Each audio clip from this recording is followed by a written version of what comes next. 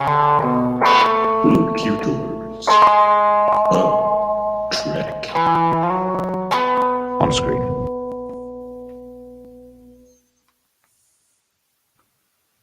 Hello and welcome to Locutors of Trek on screen.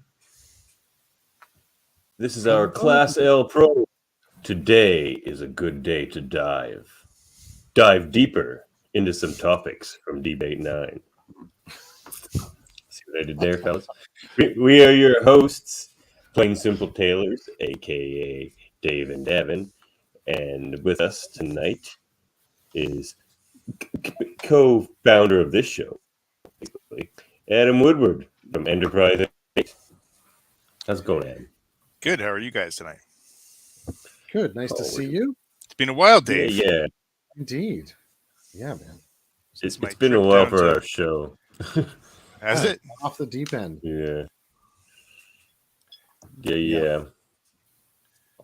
Well, happy to be here. Finally being able to make it.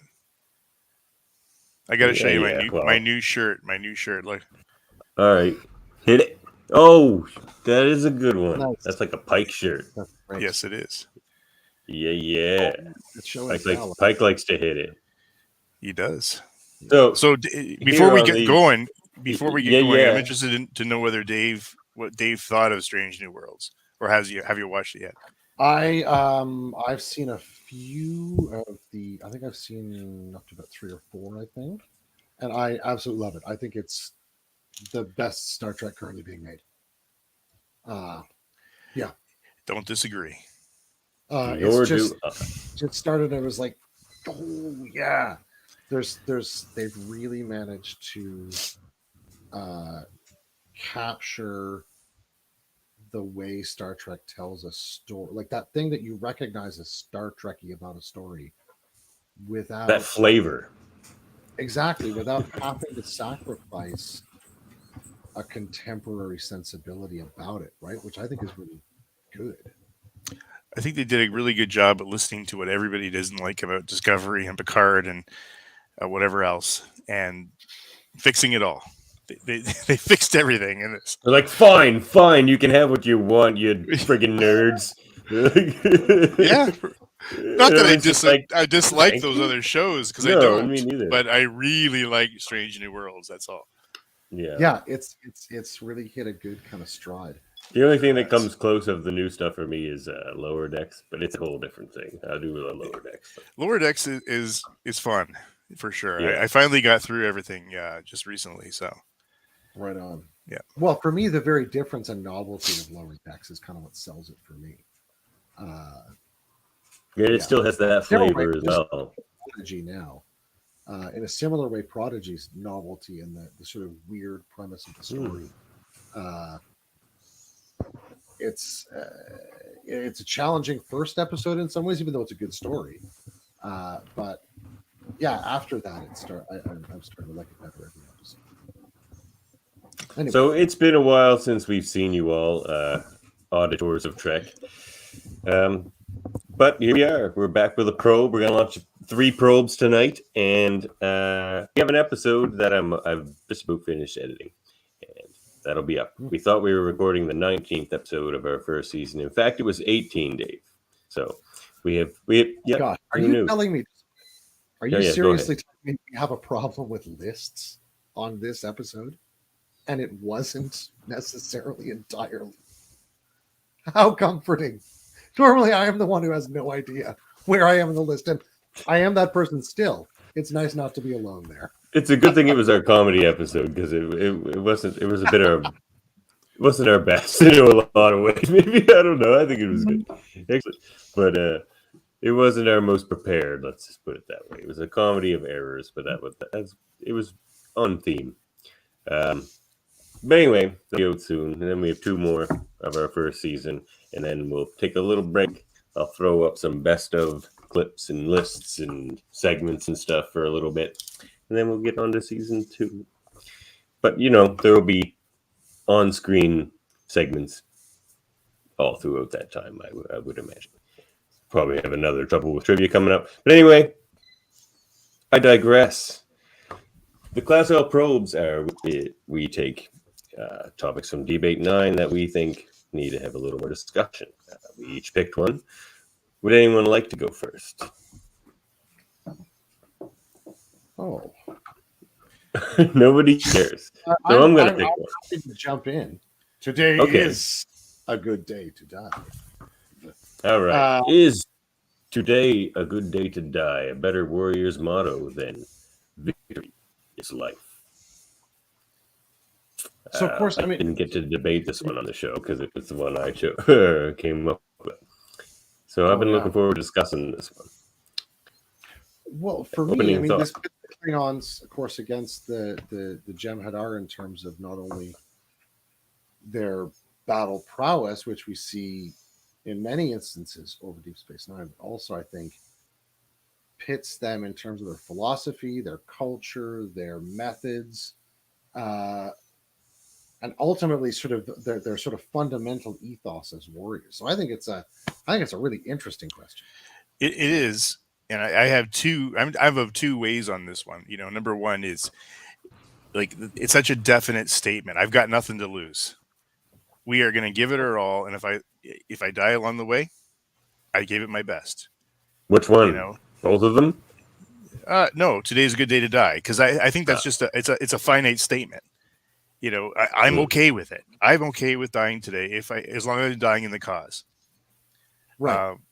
However, it's very final, and you know, I mean, it sets the Klingons apart from everybody. I think because I don't think anybody ever wants to finish a battle dead.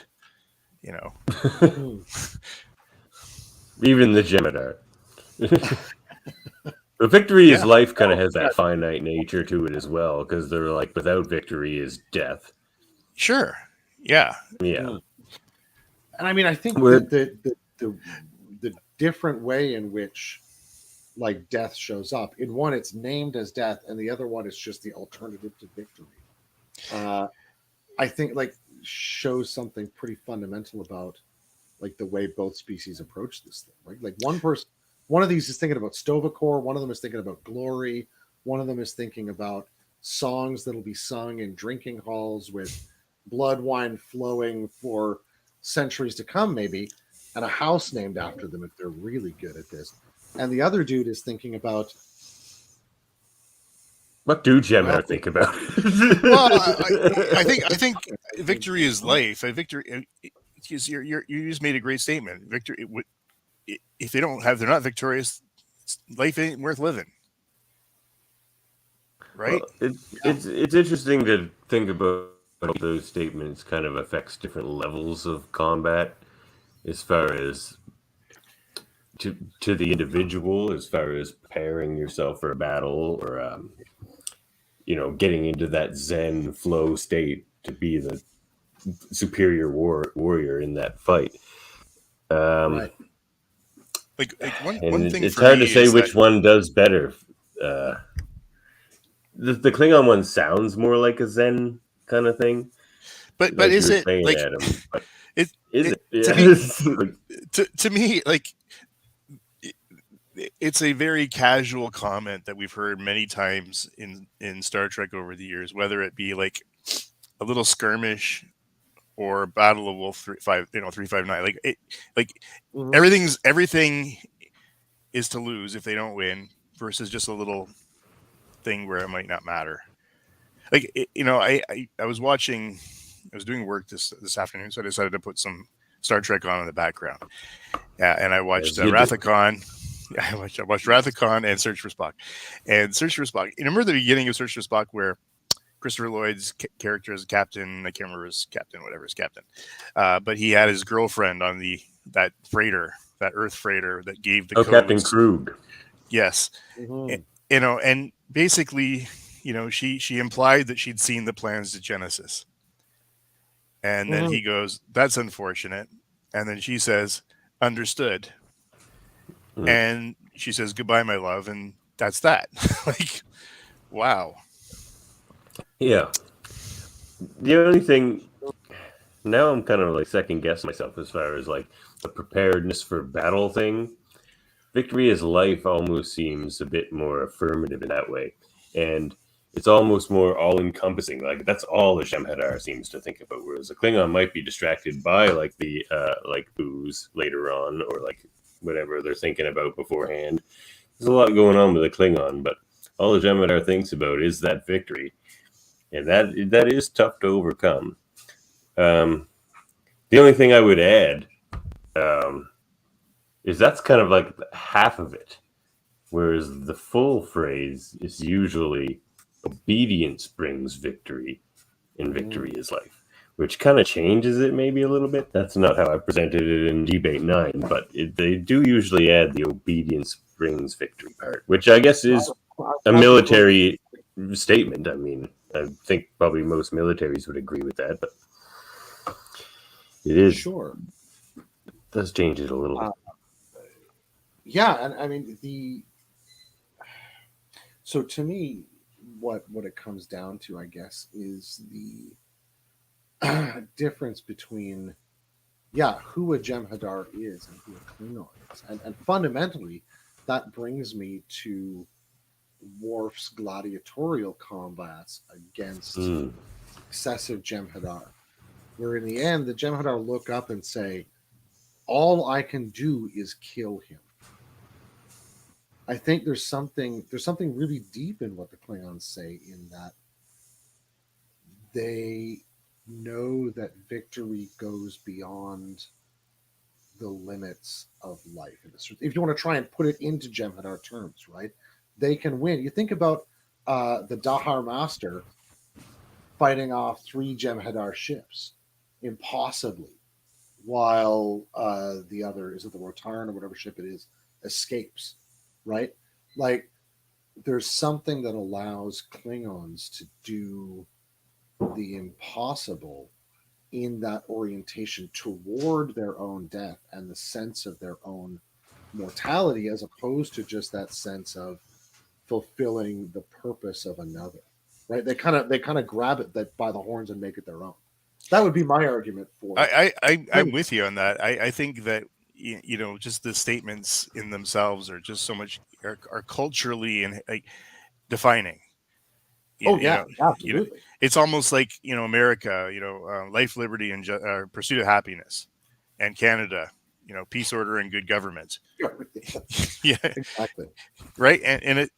You take a look at the two peoples, right? It's very, very different and way differently, and I think it's equally as defining with these two statements, David.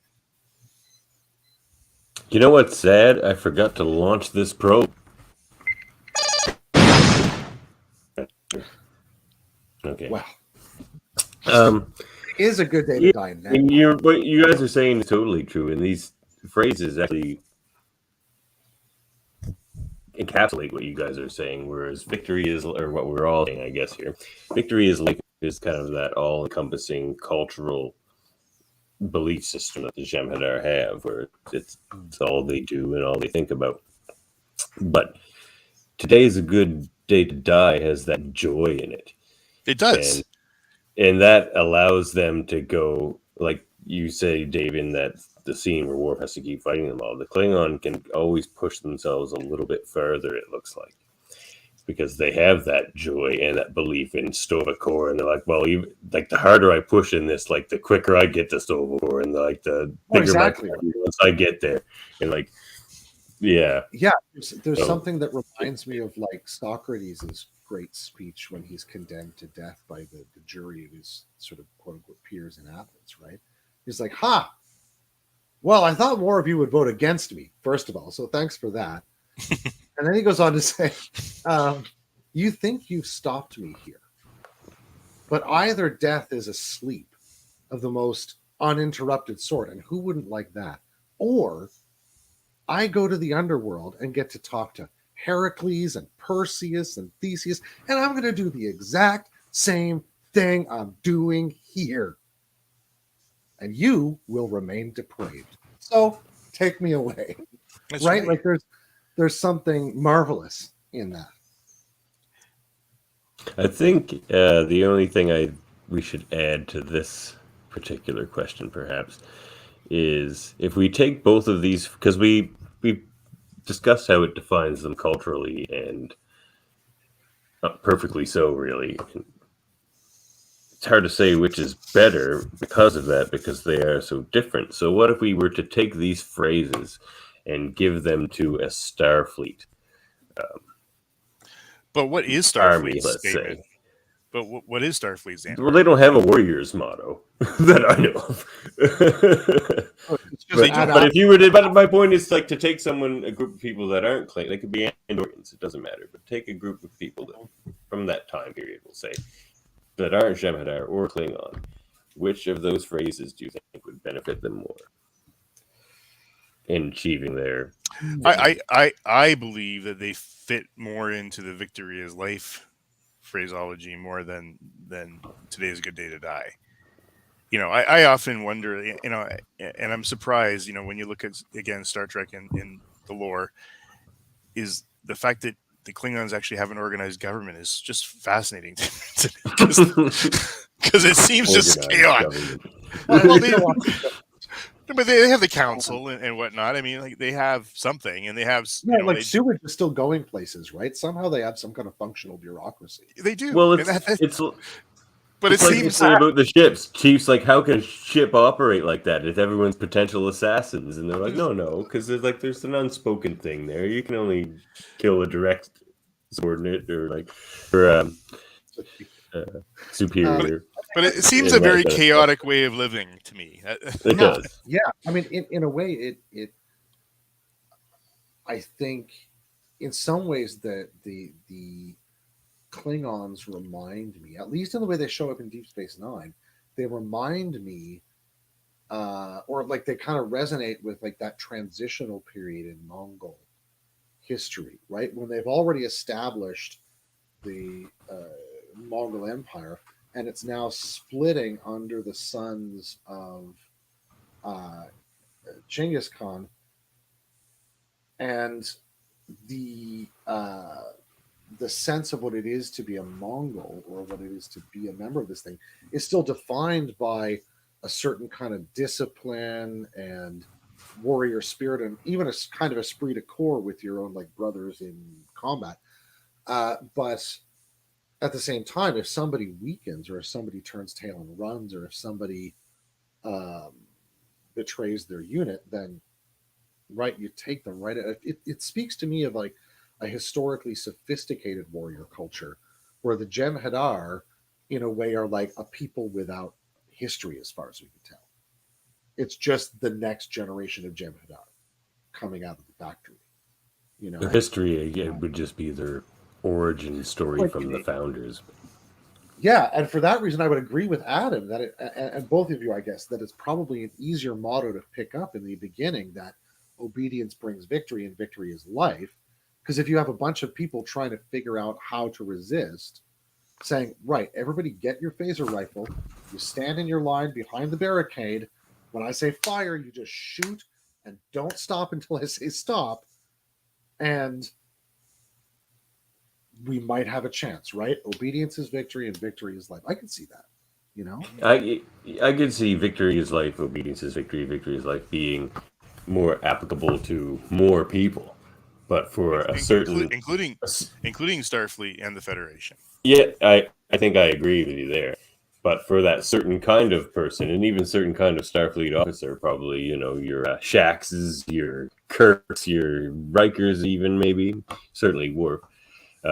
Today is a good day to die might be just what they need to hear, because they kind of have that warrior spirit within them. Jadzia, another good example. Kira. But I think they did a good job portraying that part of them. Clearly, because you just brought it up, is the fact that they would be the outliers, the ones who would go a little further than necessary, or sorry, not necessary, but certainly expected. Cisco, another great example. Yeah. Because Picard is not that guy. No, Picard's not that. No, he sort of transcends situations in very different ways, and normally that are trying to respect whatever the rules are in the situation, right? I think you're absolutely right. It makes Picard but you know what? Picard is a victory is life guy. He is. He does not like to lose. But it's just a very different way of going about it. That's all. It is. Achieving that ends. Yeah. So if we have to pick one here to wrap this probe up, what do you think? Oh man. I think personally, the greater good falls under Victoria's life.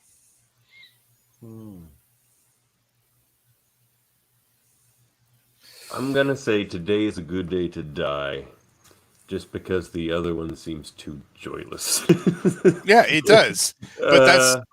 I think that might be a. I didn't say I liked it, downside. Davin. No, and I'm not saying you're wrong. Like Yeah. there's a reason the founders chose it. Like it's not like the Jem'Hadar chose it. You know, like the Klingons somehow adopted culturally. Today is a good day to die, and but that's not how it worked with the Jem'Hadar. They were given Victoria's life. Well, I'm going to throw a curveball in here to try and pick by taking the Greek approach to an or question and saying yes, or the ancient Greek approach, and propose that not the Jem'Hadar motto, but the Dominion motto, or at least the Vortal model, might be closer to today is a good day to die. Seeing as they're clones, today can be a good day to die and give them meaning in a sea of similarity. Whereas for the Jem'Hadar under their command, obedience brings victory, and victory is life. You know, I think there's a way in which contextually these can be applied to chillingly effective proportions. You know, but ultimately I prefer today as a good day to die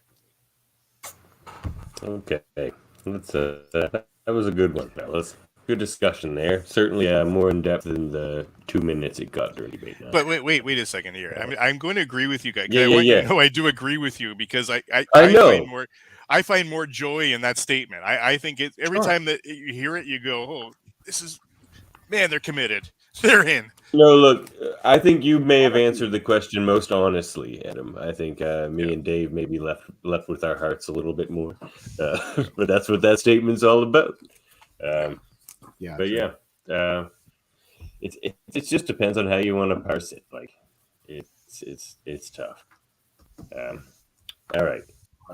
That's why these are great questions. They don't have definitive answers.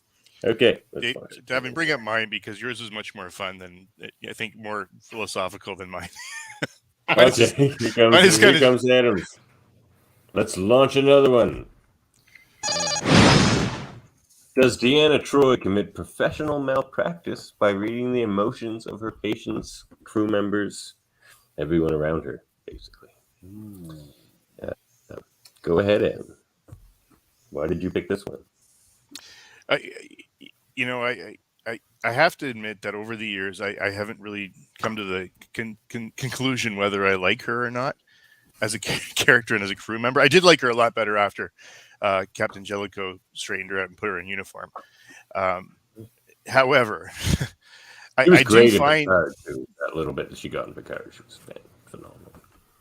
Yeah, she was, but she wasn't. I mean, I was sort of. I guess she was on, call or on reserves, or I guess if she gets called back. But during her time with Next Gen, and it was particularly the early days, I found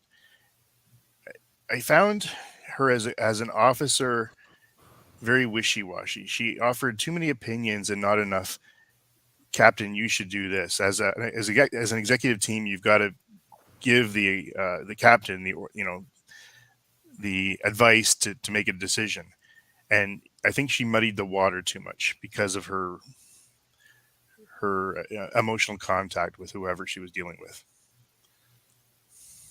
And we won't even talk about the personal relationship she had too, by the way, with several crew members along the way. So you're looking at that just as much her counseling role on the ship, but also just her regular ship duties. I'm referring to she's on the bridge, and the captain's looking to her for an answer, and I found that she was never certain and definitive in what that answer would be. It was always like, "Oh, I feel they might be this, or they may be doing that," but it's not a Captain. You got to take this action because they're going to do this. No, I guess she doesn't really give concrete answers. She's more of a... She's a therapist. and I guess she just feels she's giving him a little bit more information to work with. Yeah. Maybe a little insight. I think, I mean, as a guy who works as a therapist quite frequently, or a counselor, one of the things that she's not well served by in her position on the ship, I think, is actually the history of Star Trek writing about a kind of supposed opposition between reason and emotion. So the kind of dialogue that gets written for Deanna Troi is all about what isn't rational necessarily, right? Because that's kind of how they approach those questions. Is it rational, like Data or Vulcan, or is it emotional or passionate? And I do feel that the writing for that character suffers badly from that stuff. In that, what they can't give her access to is like data or concrete information. It's always got to be this kind of nebulous, cloudy stuff. And while, to be honest, when you're working with like the subconscious or the unconscious or whatever, there's a lot of subtlety and nuance and cloudy kind of stuff. And let me define this, because I think there's two roles for Deanna, right? She has her counseling role to her ship's crew, which is completely valuable, right? They go through a lot of stuff, they see a lot of bad things, and that's very valuable and needed. However, on the bridge, she has a different role. Yeah, and that's to be, in my opinion, to give quick answers and good advice. And I think she often muddies the water in that particular role. Oh, absolutely. I don't disagree with you on that point at all. No. Agreed on that point. I do like her as a character. I feel like she becomes more like Marina Sirtis every episode, and eventually she gets to like a critical Marina Sirtis stage where Troi becomes much more likable. And she does. And you're right. It does probably coincide pretty closely with the Jellicoe episode. You're right about that. I really believe that. I think that if you go back to particularly seasons 1, 2, 3, like I don't know what she was doing. It wasn't her fault either. Like her plots were romance plots that they wrote for her. Yeah, that's true. Or like weird spontaneous pregnancy, weird plots. Right? Like she gets saddled with some bizarre stuff. Yeah, I like the episode like where she's just wants to be a commander, and like Riker doesn't think she can do it, and like she has to be able to send someone to their death, and that was a really good episode for her. But I guess I maybe worded this thing at the bottom differently than what you were thinking, Adam. But why don't we just try to like address the way I wrote it here too, as far as her counseling role goes. Dave, you would probably know better than me and Adam about this, maybe. But like, does that hinder you as, or would that just be more information to work with as a counselor, or is it like an invasion of privacy? Or yeah, I think the real question becomes like, in terms of in-world stuff, how does Starfleet deal with telepaths, empaths, and other people in terms of the privacy of others' minds, given their cultural practices and things, right? Because as a human being, we're not used to people reading our minds. And that's all fine as far as being in Starfleet too, but maybe is like the role of a counselor the wrong one for that particular species? Well, that's a good question, right? Because I mean, part of the work that you're doing when you're counseling someone is something called active listening, right? Which is the basic fundamentals. Mm-hmm. You're paying attention to their body language, their nonverbals, their verbal communication, all that facial expression, as well as listening intently for the sort of meaning and the vocabulary, sort of symbolically, of meaning in their life. And so being able to get a bead on somebody's emotions empathetically is extremely valuable to build something called a therapeutic alliance, where you know that the therapist is on your side and they're coming alongside you to kind of work with you to try and address this. But wouldn't it really speed things up, Dave? I think it absolutely would. Absolutely. Yeah. The question, though, is how you would have appropriate boundaries around that ability in how you dealt with your patient, right? Because, like, if I'm sitting there and we're doing a counseling session and I know, Adam, that, like, you're just fuming about something in the day, but you're just really good at keeping a poker face. Mm-hmm. And I say, you're angry. Mm-hmm. And I take away from you the capacity to name your own anger. What does that do to the power dynamic inside the relationship then, right? Like, I think you'd have to be extraordinarily careful about how you like deployed that knowledge inside the therapeutic context, or you would easily transgress people's boundaries and disempower them. If not, do some malpractice like things. But I wonder too, though, I if you're going to be counseled by a betazoid, you would know that, and I've got to believe on a ship as big as Enterprise, there's probably more counselors than we ever saw. Oh yeah, she talks about some of them. She does name some of them. Yeah. And the other thing, remember that episode with Matt McCoy as the betazoid who was the negotiator, and he would and he would go above and beyond. He would go deeper in to figure out the motivation. And there's a big sweaty romance between those two. There is. but she questioned his tactics and believed that he went too far. Yeah, she didn't apply that to herself as much. Right. It's funny though, like what you guys are saying. It's like the positive side is the patient doesn't have to explain their feelings to her, but the negative side is the patient doesn't have to explain their feelings to her. Doesn't get to, right? Yeah, exactly. Yeah. I guess she would have to force that anyway. She's like, she doesn't need that. She's just like, yes. Yeah. Yeah. I mean, I think it would be really easy to cross lines that way, and not necessarily like you'd have to be really disciplined about knowing when you'd plucked that out of the air and when they'd said it to you. So you sort of when you could officially use that information, Yeah. I find it would be very strange to be in a romantic relationship with her as a human, Hey, well, it's not for everybody. It's like today is a good day to die. Imzadi.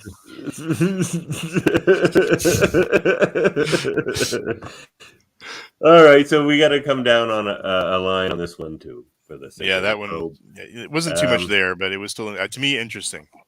What do we think here? Professional malpractice, yay or nay? Nay. I think my answer would be all too easily. That would really be I think it'd be super easy to commit malpractice. You'd have to be real careful. How well do you think she does it from what we've seen? She's definitely committed malpractice over the course of this movie. Fair enough. She's a hypocrite. Whether they're like super serious infractions may be a different question, but like she's definitely gone over the line on a number of occasions. Yeah, I'm gonna have to say she probably does commit professional malpractice. And I think there's a reason there's more than one counselor on that ship. People needed an option there.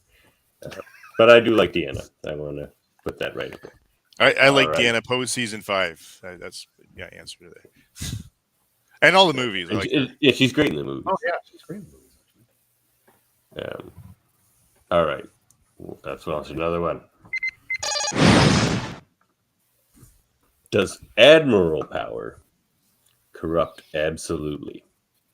And the reason I picked this one is, of all the ones, I was just going down the list quickly there. It's the one that stood out as the most, perhaps relevant to our time, but perhaps relevant to all times, because you don't need a spaceship or Klingons or Starfleet for power to corrupt. Potentially, absolutely. But specifically, Admiral power.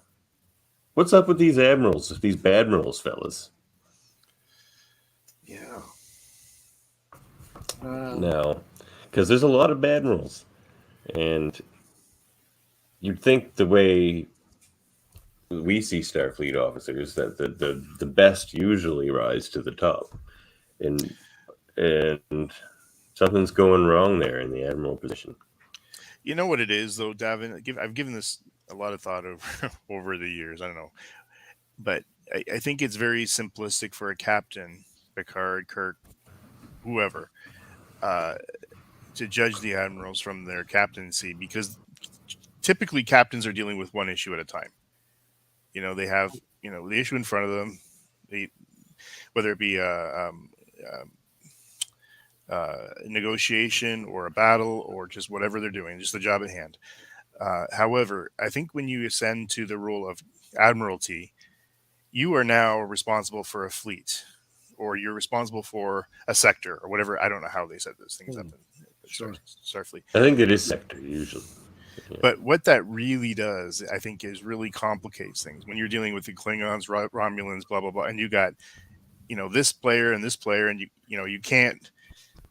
You're not going to war over this because you can't. So you're going to appease somebody here. And what this, what's the tangled weave of lies? It's not a tangled weave of lies. It's a tangled weave of life.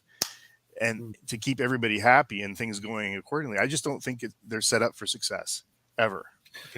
So you think Badmirals get a bad rap? No. I think that we have,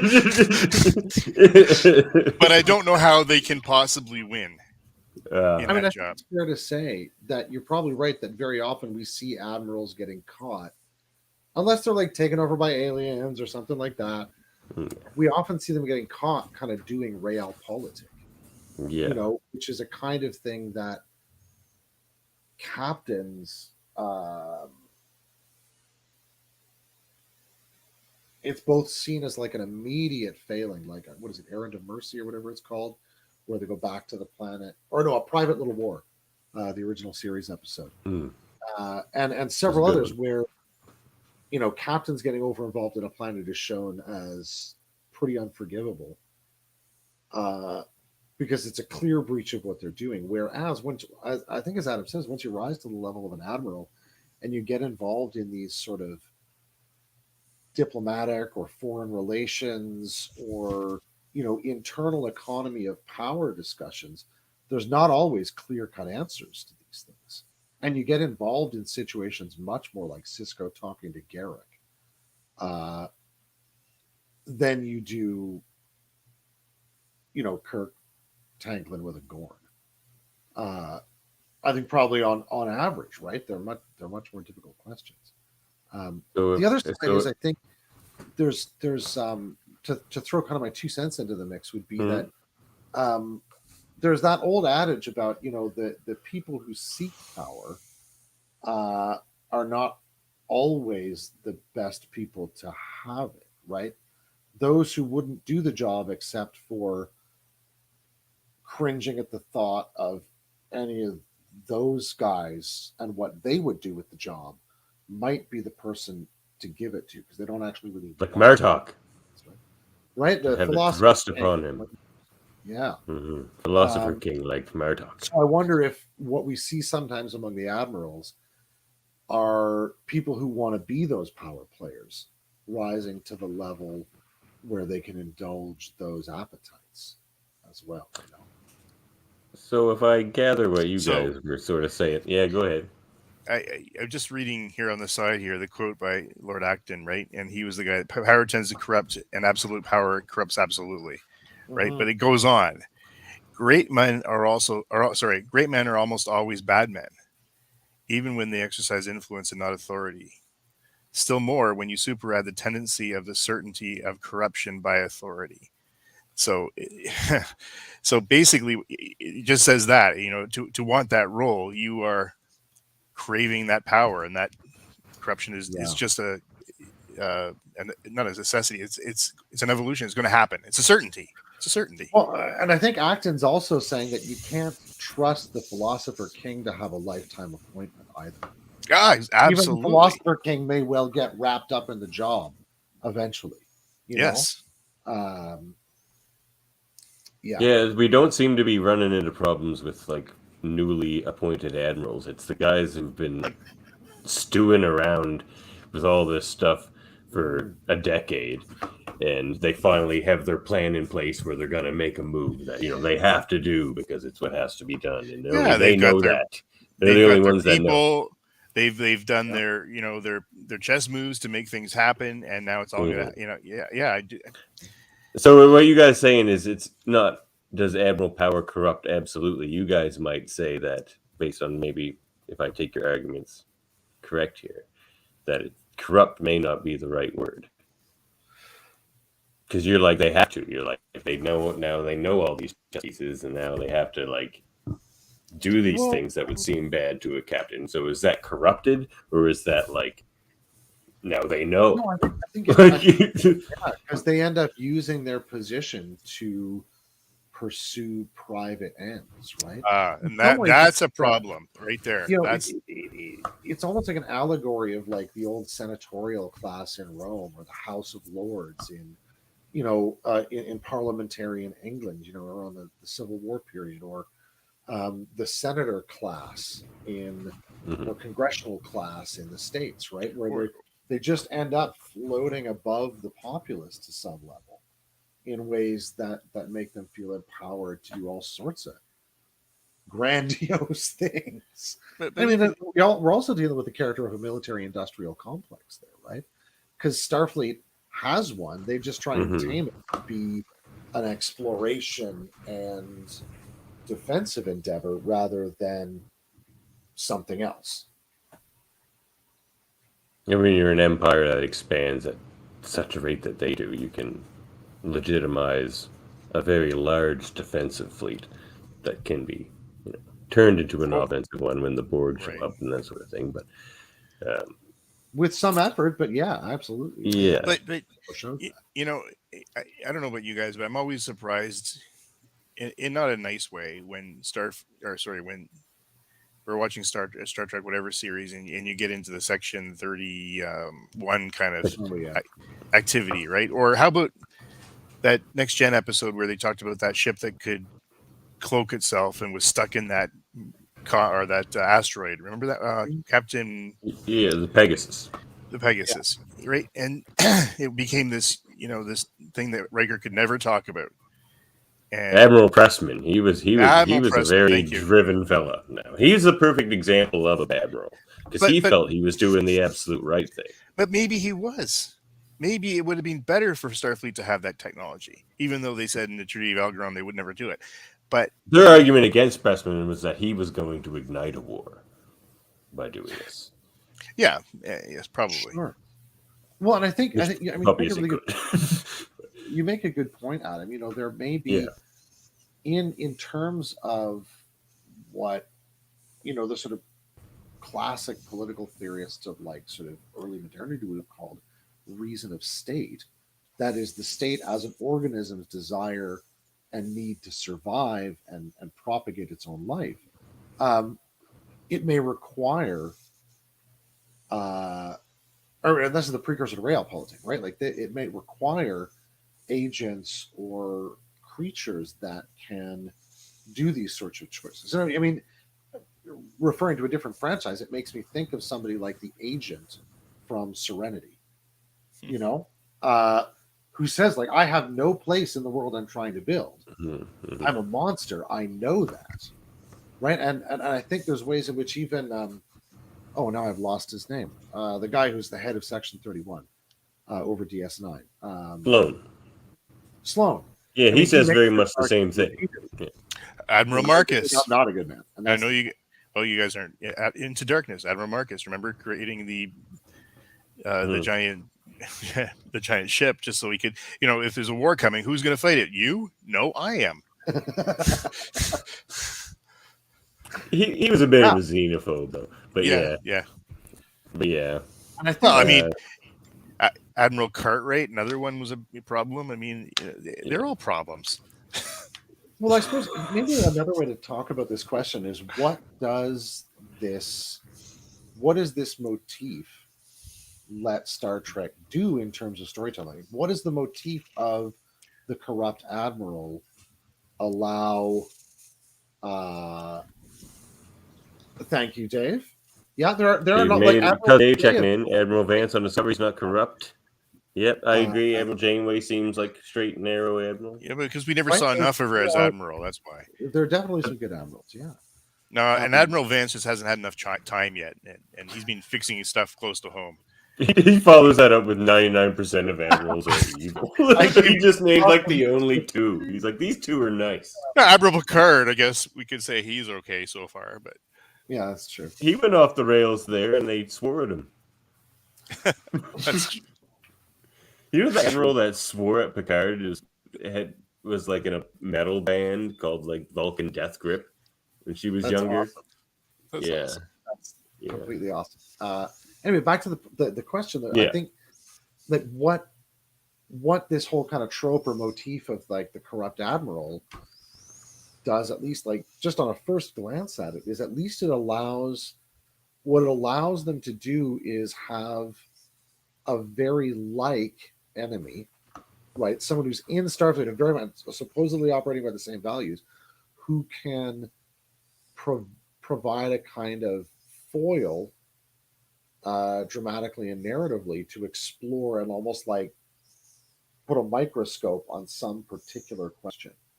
You know, like they get to be this like lovely lens onto an issue, and through their failings and their obsessions and their comeuppance ultimately, which is really what the corrupt admiral is destined for. And they usually get, yeah.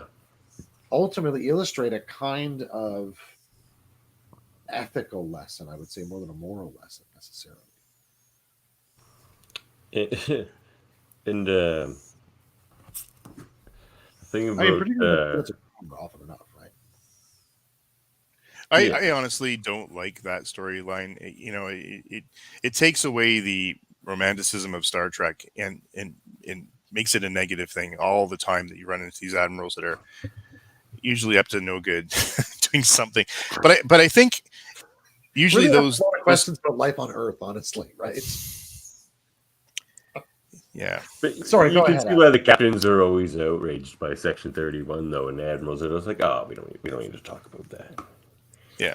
Because they're kind of the same way a lot of the time. Yeah.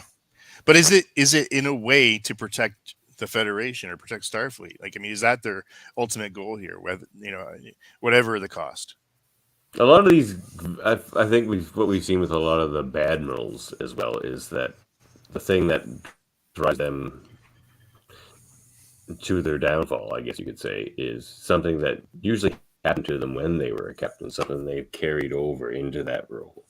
And like Pressman, for example, with the Pegasus, or I guess he was a captain, but you know, with Maxwell and these guys, like had Maxwell become an admiral, he would have carried that over and would have been like all anti Cardassia in his role and that sort of thing. So maybe they just need a little better screening process too on who they make an admiral. I mean, you only get so big. Or maybe it's not a life, like it's not a long-term life appointment. Right, that's a good thing too. Yeah, you don't have time to have work these crazy machinations. It's like you've got your 5 years or whatever, and then you retire. That might be a better idea. You know, it's not like you're pulling from not Starfleet, but like, you know, I think we have the same problem today. I mean, our Senate is odd. I mean, we've identified clear corruption as we've gone through the years. The U.S. certainly is a mess. You know, even in the idea of who. I mean, I'm just going to go to the president or prime minister.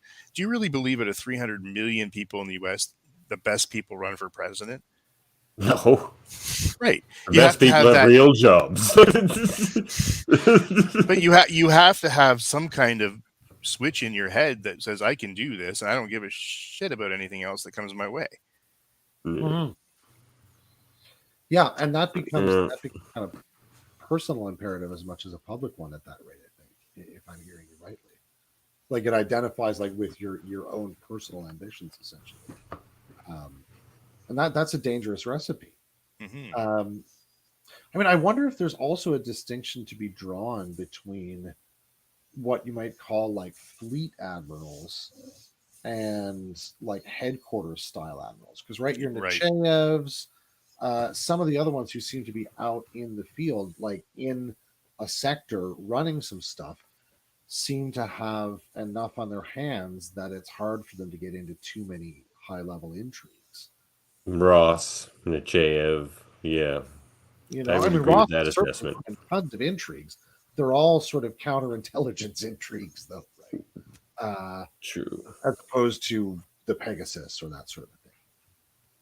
True. Like, I mean, even these admirals we're talking about that maybe keep it a little cleaner. I mean, even Nechayev's just like, next time you have a chance to commit genocide on the board, commit the friggin' genocide. Like they'll still go to the dark places. Like, but again, as Adam says, that may be one of those things that selects them for the role, that they're able to see a whole lot of possibilities. Or to remove, I mean, it's almost a very Vulcanish role. I mean, you take the emotion out of it. What's going to be good for the state? Yeah. You do see a lot of Vulcan admirals. So they also live a long time, and that's a real big problem. You could have a Vulcan admiral who's there for like a friggin' 100 years, like, unless he retired or like. Sure. Yeah, that wouldn't be good. There's a reason we have term limits on things in our world. But, yeah. Let's call them Admiral. So, does admiral power corrupt absolutely? Yes. I think that they know too much. They have too much responsibility, too many chess players in the field, and they have no choice but to, in some instances, be corrupt to make things continue to work in a certain way. Or, in the bad case, as Dave said, to hit their own personal goals, which is the worst. Dave. Yeah, I would say that like it's a constitutive problem of the Admiralty in Starfleet that they're prime targets of corruption. Prime. They have a huge vulnerability to corruption. Yeah. And I am going to have to agree with you guys, and I think Adam really nailed it. It's just like they're there for too long, and I think power eventually corrupts absolutely. Is maybe how I would put it. So, yeah, Stay I'm around. going to have to go with that. Well, those were some 3 good probes, fellas. I thought that was a lot of fun. Adam, That was a lot of fun. Yes, sir. why don't you tell us what's going on over there at Live Long and Podcast on Enterprise at 8? You loving it? Right, so loving the show? Love it? You're into the best stuff? Season 2? Into the... No, I didn't mean that. Except for Minefield and Singularity, which are fantastic. Tavin, you just keep throwing gasoline on that fire, I tell you. Dave, what are your opinions on the controversial episode Minefield? Okay, I will say this. First of all, I think we have to work through a couple episodes to get to the really good stuff, and we're working through those. This week's episode, which I can't remember what the hell it is because I watched it last week, is really good. I quite enjoyed it. Well, good, because the one before that was terrible. Precious Cargo. Yes, it was. Precious Cargo. Hold on here. Enterprise at episode. I can't remember the episode we're doing tomorrow, but anyway, it was a very good one, and you'll have to join us tomorrow at 8:00 and find out what that's all about. Right on. It's better than Precious Cargo. I guarantee it. You have the low Q tour guarantee on that. Yep. And Precious Cargo maybe is my least favorite episode of Star Trek. Maybe. Wow. Well, it was. I gave it a 2 on your guys' show, and I don't give Star Trek episodes 2s. Brennan Braga agrees with you on that one. Really? Yep. Did he write it?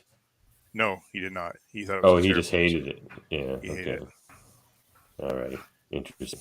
Well, check that out and all the other stuff they got going over there on Live Long and Podcast. And Dave, cousin Dave, put in there for a minute. He's over there at Super Mater Brothers doing stuff on reality shows and all that kind of stuff too. Lots going on over there. They have trivial debates. I'm subbing in for Adam. Yeah, thank you for that. I had an opportunity to go away with my kids, and I'm taking it before they move out of the house in a couple weeks. We are officially empty nesters. You.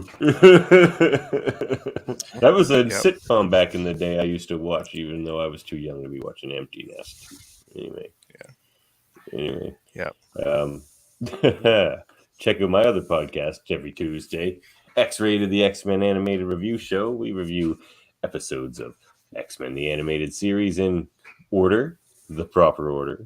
And we also do interviews with writers, artists, cast members. We recently did an interview with Lenore Zan, the voice of Rogue, which was really good. Check that out. She's awesome. Yeah, it's a fun show. We have segments galore on that show. It starts off about X-Men and goes off the rails and then ends.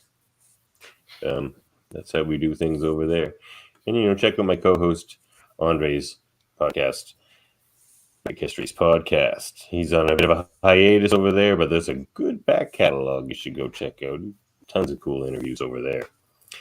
And, yeah, anything else you guys want to say before we crash these probes? Oh my gosh, I'd like to do this way more than we're doing it right now. It's just time is precious to everybody, but man, they're fun. Yeah, and Debate 9 as well, which gives us our material here. Yes, you're right. Yeah. We've still got room for a few of these, though, I think, before we run entirely out of topics. Yeah. Oh, yeah, we do. Let's do another one of these. Someone else says, yo, but goodbye. The show just ended. Peace and long life to you. Yeah. Catch you later, everybody. Live long and prosper.